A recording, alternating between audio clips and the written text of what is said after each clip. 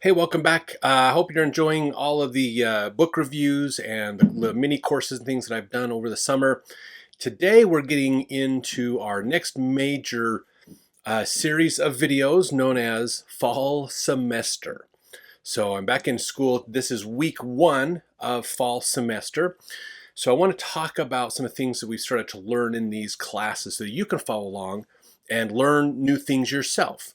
One of the classes that I have is a historical research class. This is probably the one that you'll find the most boring because it's about doing historical research.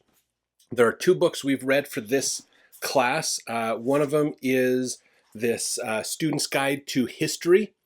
It's kind of a fun book. Just talking about historical ideas and how to think about history. Get you thinking about, well, how can I find something to research? How can I think about history in ways that'll encourage me to want to dig deeper and to learn more in there as well? So, kind of a fun topic book to get into, just fun information, fun things going on around that book as well. Another one that goes along with this class is Kate Turabian's, oops, about lost it there, Manual for Writers. So this is like a good guidebook if you want to write a research paper, if you want to do any kind, like whether it's historical research, psychological research, other things. This is actually a really good book because it'll teach you the ins and outs of how to format your paper, how to set things up, how to do your footnotes for different types of information. What are primary sources, secondary sources, those kinds of things. So the formality of writing a paper. So the first book is getting you into thinking about history. The second, so you can write a paper. The second book was about how to actually write a paper, the technical component of writing a paper. So some fun things to look at in that class. So that class is going to be predominantly, that class is going to be a class that we um, do a lot of research, do a lot of studying and reading and research. It's going to be a little different if you remember from spring semester. I did a class on historical research then. That was a 3000 level. This is a 4990. This is like the capstone senior level class for undergraduate research.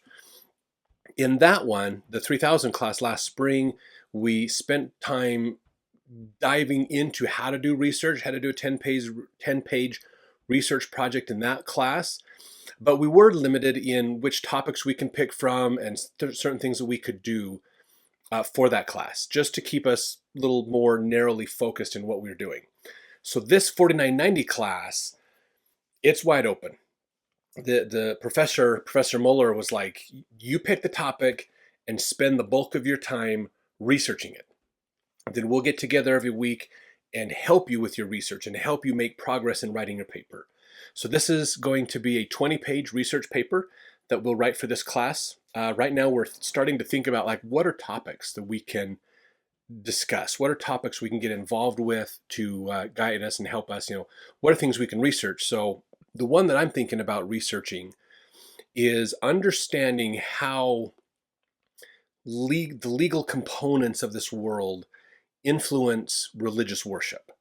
So let me give you a couple of ideas of what I'm talking about with this. Most of the time, when we think about worship, like rules and laws and how we worship God, we think about that as all coming from a series of commandments or prophetic revelations that we are given to tell us here's how to worship God.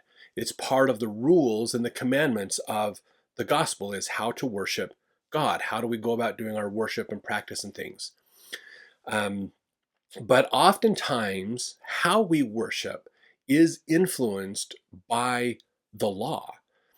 Part of it is through legislative rules and ideas, like if a law is passed, like for instance, the LDS Church had to make some major changes in how they understood and utilized what they call celestial marriage because of anti-polygamy laws that were passed.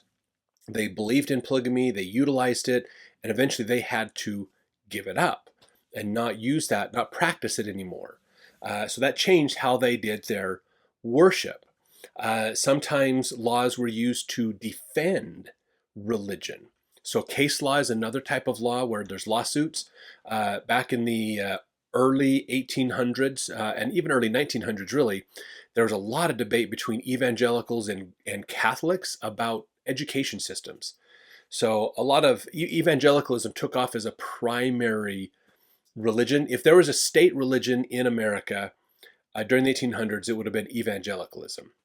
They had a pretty dominant amount of legislators who believed in evangelical ideas, as well as a lot of influence in state level government and school boards and those kinds of things. And so schools typically taught more of an evangelical Christianity. In fact, in schools, it was common in the 1800s, even early 1900s, to have Bible study as part of your daily curriculum when you're in elementary school.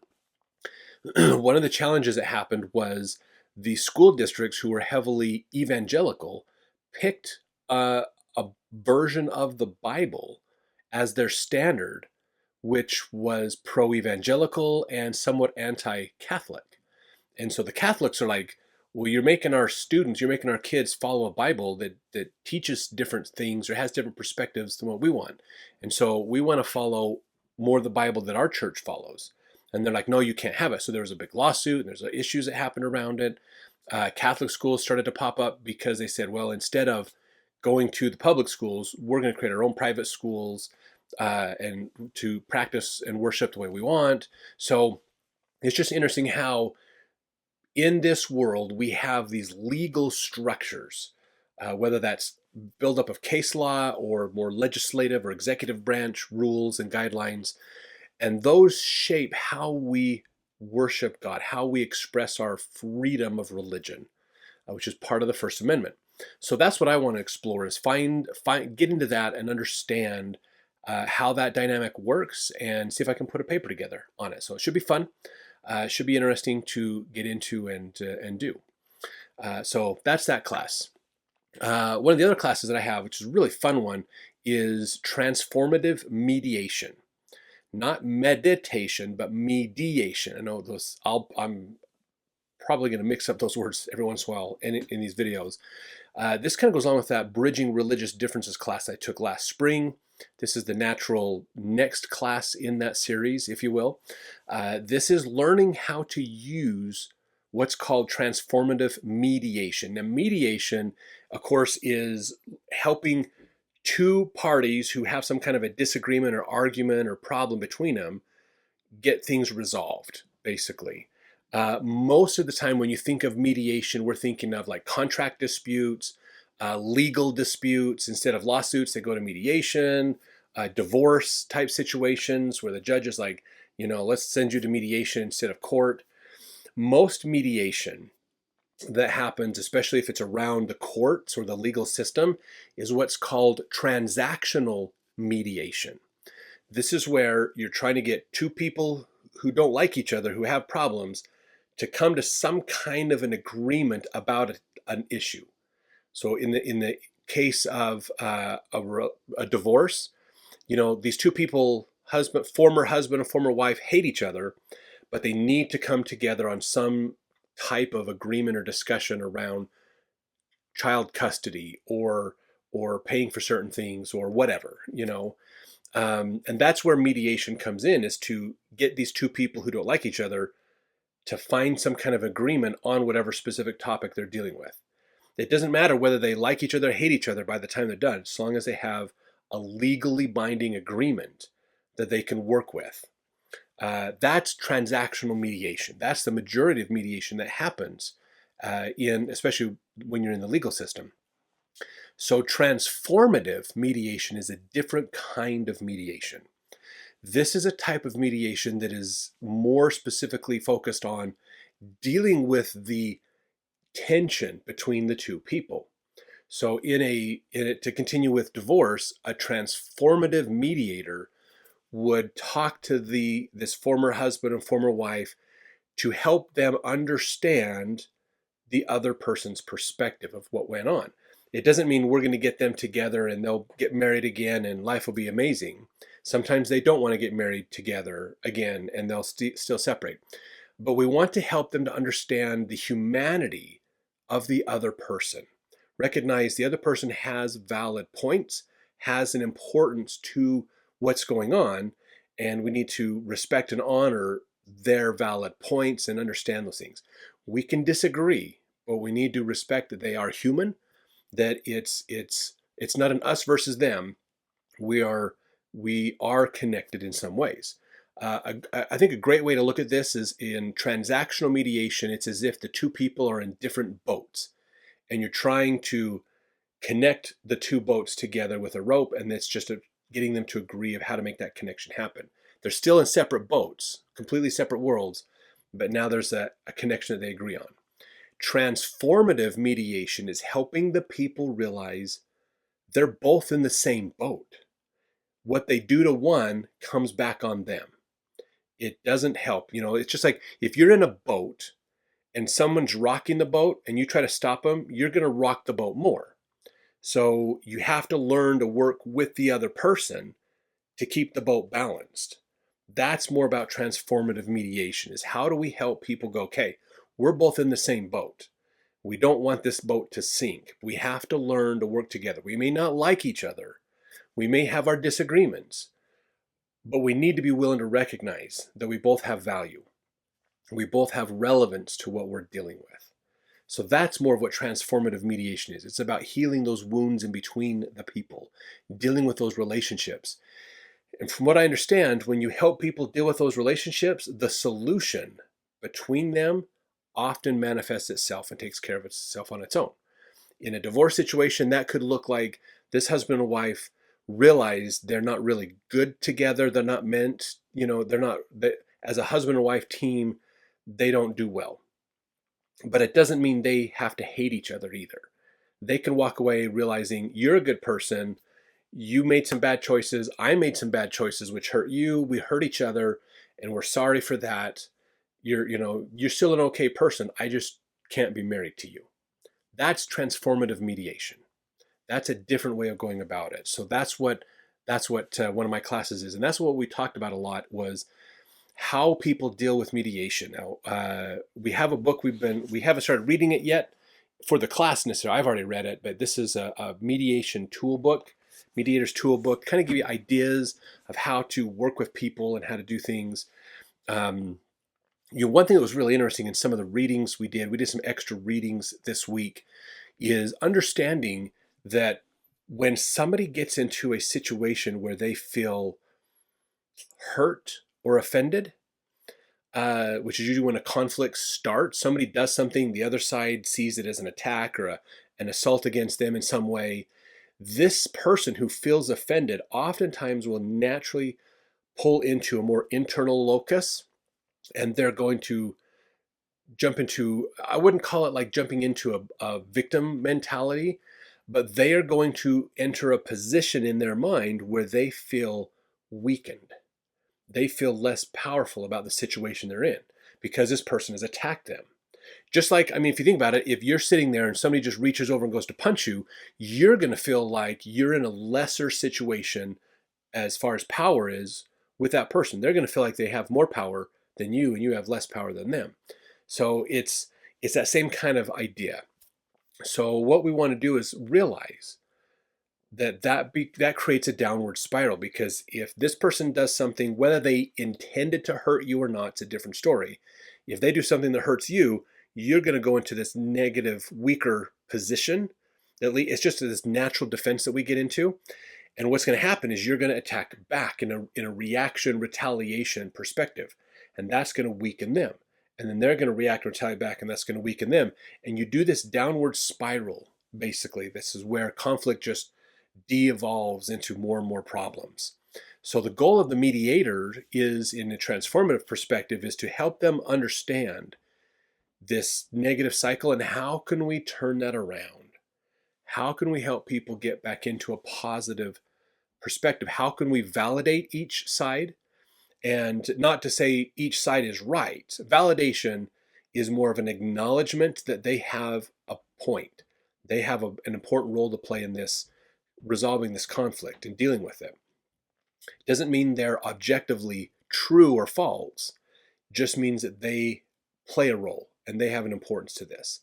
It's talking about helping them feel value outside of the conflict. They have intrinsic value.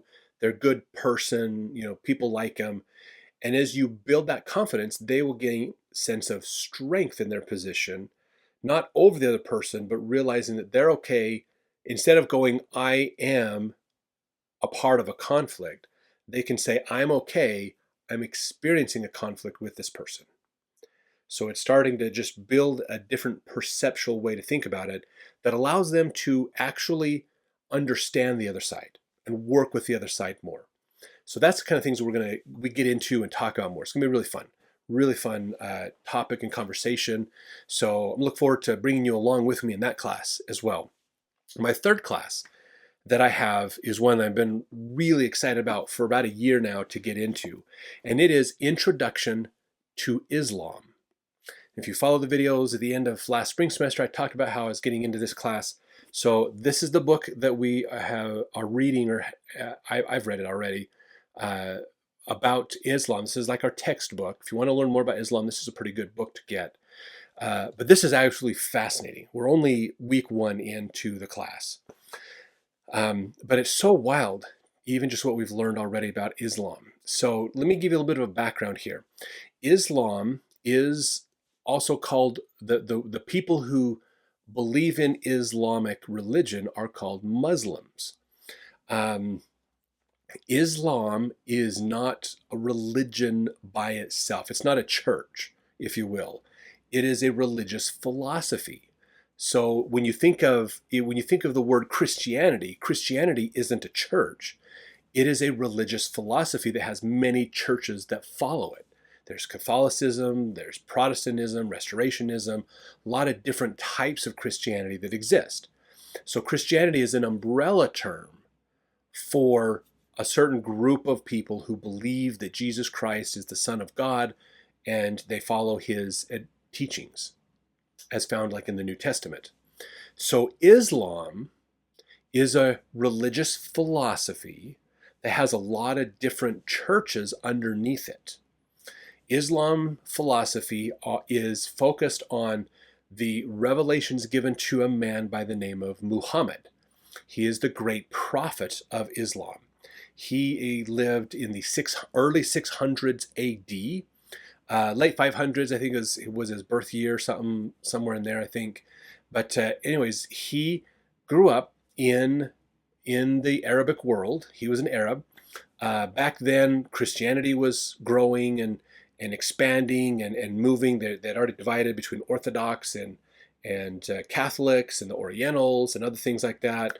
Judaism was still around, but not really doing much. It was kind of a scattered group of people. After the destruction in Rome and other things like that, 70 AD, Judaism wasn't a nation. It was just more of a philosophy that a bunch of people that had scattered all over the known world believed in. So it wasn't a huge world. It's still a world religion, but not like a huge world religion like it used to be. And then Islam comes along, and and starts up their religion. Now, Islam is known when you think of genre of religions, Islam is a Abrahamic religion. So it's related. It's a cousin of Judaism and Christianity. So because they believe it comes, that one of the main prophets or major people in Islam is Abraham. Judaism claims they come from Abraham. Abraham is the grandson of Jacob, of Israel, and Israel had the 12 sons. That's the 12 tribes. Judah was one of the 12 tribes. That's where most Jews come from, is the tribe of Judah. So they believe there's a lineal direct descent from Abraham for Judaism. Well, Islam was widely accepted in the Arabic world. The Arabic world didn't have a religion necessarily. It was a very nomadic culture moving around through the Saudi Arabian Peninsula, over in Iran and Iraq and other places. There was lots of other polytheistic philosophies and ideas out there that had been utilized in the past. So Muhammad comes along, and he is a pretty decent guy from what it sounds like. He was a nice guy. People liked him. He was very kind and polite to people. The Arabic world was known for being a little more cutthroat in some of their dealings with others. But he came along and he said that he went off to do some meditation on a mountainside, and he got a vision from God. And so the angel Gabriel helped give him these, like recite to him the things that he was to know, and then he memorized them and then repeated them to others. There's an oral tradition. It was later written down. So his revelations that were later written down are called the Quran. That is the main scripture of Islam. And I've got Quran right here. So this is an interpretation of the Noble Quran. The Quran originates in Arabic language, and almost a Syriac type philosophy as well, which had some heavy influence from Syriac Christianity and Judaism. So this is not a Quran. This is a translation of the Quran. The original Quran always stays in Arabic, the true, pure language that Muhammad spoke, and so to preserve the translation and understanding, you need to go back to Arabic to do that. So everything else is a copy of it, but not the real Quran, because the real Quran is the Word of God. It's God's revealed word. It is sacred, and they treat it as such. It's like if you pick up the real Quran and start to read it, it's as if you're having a conversation with God Himself, almost kind of like an idea. So they really regard their scriptures as a very sacred thing. So it's interesting because there's kind of two origin stories for Islam. There are, like I said, lots of smaller churches or disciplines inside Islam. So Islam is the umbrella for the series of people who believe that they all descend through Ishmael, who was the other son of Abraham, the first son actually of Abraham that he had. If you remember the story, Sarah couldn't get pregnant, so she brought her servant Hagar in, who then got pregnant by Abraham, and her son was Ishmael, and then they later got kicked out into the desert. That's where a lot of tribes of the Arab tribes come from, according to tradition, and so they believe they receive covenants and blessings from Abraham that then extend into Islam, even though Islam wasn't a religion until Muhammad came around. But their origin story is really, really fascinating. This is so cool. So Islam, from an external standpoint, is a religion that started around the 600s AD by Prophet Muhammad and grew from there and expanded. Islam, from an internal perspective, what do they think about their origin story inside themselves? They believe that they descend from Abraham, that Abraham was a Muslim as well. He followed the laws and commandments as well, and that the Kaaba, I think is how you say it, I can't remember. The Kaaba is the big square artifact in Mecca that they circle in their Hajj is the pilgrimage that they do. That was built originally by Adam, and from Adam and Eve. It was later corrupted and used for polytheistic worship, and then Abraham restored it with help from God and things, and then brought it in as a monotheistic religion, and then started to do more with that, and then Muhammad later brought that religion as well in. So the idea is Islam, from a theological standpoint, goes all the way back to Adam and Eve, the creation. There was, the creation period. God created man. He created angels, and Satan was one of the angels. And God wanted the angels to bow down to man. And Satan's like, I'm not bowing down to man. I am a higher elevated individual than they are. They are lesser products of creation, and I'm a higher product. So I shouldn't worship them. They should worship me. And that's what Satan got in trouble and got kicked out. And so he was not unfaithful to God, but disobedient to his commandments. And so that's where those challenges come in. But Islam goes all the way back. All the way back is what the claim within Islam is. Now, if you start to look at this and go, well, that just sounds crazy. That sounds weird. Realize they believe that the religion was there and then it was lost, and then Abraham brought it back. And then as Abraham brought it back, Judaism sprang out of it. So these were some of the first revealed words of God. And then Judaism fell away from the truth. And so Christianity through Jesus was God trying to bring the truth back. And then Christianity later fell away. And then Muhammad was brought in to follow the truth again. And it has been able to stick and stay the same ever since Muhammad was around. And so they look at Jesus as a great prophet of God that brought the truth. If you ever read the Quran, there's quite a bit of stories that match up. Even Judaism, they say, had some truth in their prophets in the ancient times, but later fell away from it, and same with Christianity. So the Islam does not hate Christianity. Islam does not hate Judaism. Islam embraces some of the better parts of Christianity and Judaism, as well as adds to that with the Prophet Muhammad. So from this perspective, we can look at Islam as a restorationist religion. It was restoring the lost truth, which is exactly, if you think of, in today's world, when we think of restoration philosophies, you think of Mormonism and how the Church of Jesus Christ of Latter-day Saints restored the gospel to the earth. Well, Islam claims the same. It was a restoration of the truth. The other religions, Christianity and Judaism, lost the truth eventually, and Islam restored it. So it's interesting parallels that we see in there. A lot of common stories and things. But so from an internal perspective, Islam has always been. Islam is there. It's always been there. It's gone through different interpretations as it went through Judaism and Christianity, but then Muhammad brought it all back. And so they have a really well-established origin story, if you will, for Islam, even though Muhammad didn't exist until the 600s. But it's really interesting. I don't think most people realize that story. So there's the outside perspective, the historical perspective of when was Muhammad, and therefore you couldn't have taught Islam before then because Islam started with Muhammad. Just the same with Christianity. They say, well, you can't have Christian groups before Christ, which is an argument a lot of people have against the Book of Mormon, who talks about pre-Christian groups before Christ. But then the Dead Sea Scrolls have kind of messed that up because they talk about pre-Christian groups before Christ.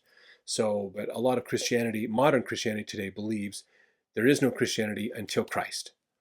Christ comes, that's when Christianity starts. There wasn't anything before. But Christianity has to admit, Jesus was a Jew. Jesus came from Jewish traditions and ideas. His original apostles came from Jewish traditions and ideas. Therefore, in a way, Christianity is an emergence out of Judaism.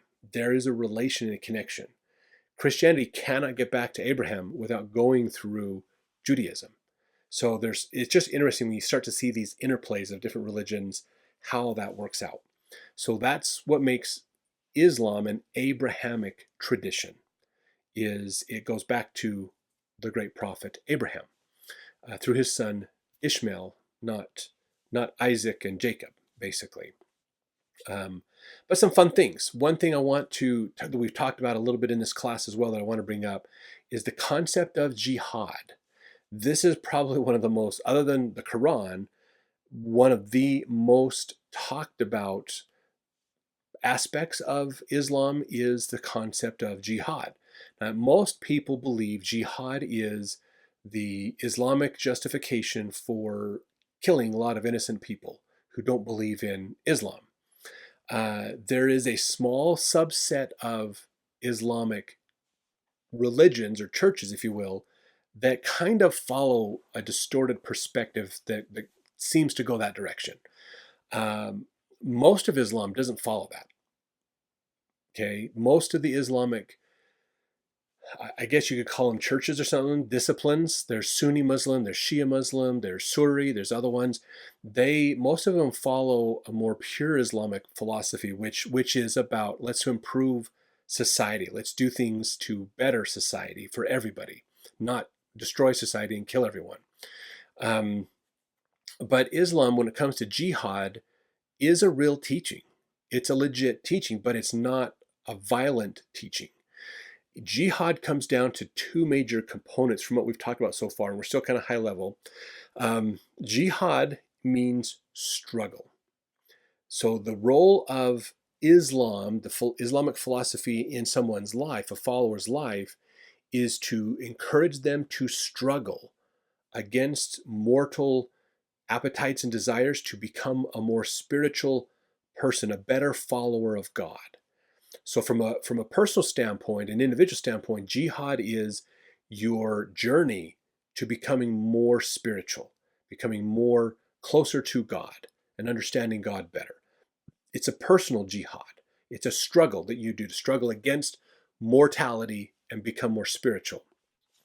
The other version of jihad that is there is understanding that jihad is about defending the community. So when somebody attacks you, you have an obligation as a Muslim to defend the other Muslims. You want to play nice with all the communities you're involved with, but if they don't play nice with you, then the Muslims have a right to defend against groups that are trying to destroy them. So this prevents loss of membership in there, which has kind of gotten distorted over the years a little bit, and as well as defending territories. And I think a lot of this comes from some original cultural ideas around the Arabic tribes, because warring against Arabic tribes was common. So they were defending my tribe against the enemy tribes, basically. So that's jihad, but it's a defensive strategy, not an offensive one. The challenge is in a lot of these extremist groups in Islam, they see their attacks as defending a wrong that was done hundreds of years ago. So, oh, this nation kicked us out hundreds of years ago, therefore we are going to defend our original land and get it back by attacking them now. So they have weaponized the defense philosophy in there to get what they want, to push their own agenda. But this is not uncommon. I mean, there's extreme factions in Judaism, there's extreme factions in Christianity that push for all kinds of things. So this isn't unique to Islam, unfortunately. It is unique in that these extremist groups in Islam are very violent, usually because they're also government supported. And so, and Judaism is not necessarily as government supported in these extreme factions. Same with Christianity. You don't necessarily have the extreme Christian factions as government supported, although some people make an argument in the present administration that that's changed. But it's not like, the thing with Islam is it usually has spread in the modern world because a nation will adopt it as its national religion, and that's how it spreads and moves. So it's a different mechanism to spread and move than what we've seen in other religions sometimes. So this is just kind of high level perspective of some of those things, but we're going to get into more discussion on them. If you have questions about any of these topics, please put them in the comment section. We'd love to respond and have a longer conversation with you about these ideas. We look forward to seeing you next week as I do another update to let you know how my classes are going and what we're learning next week. We'll see you then.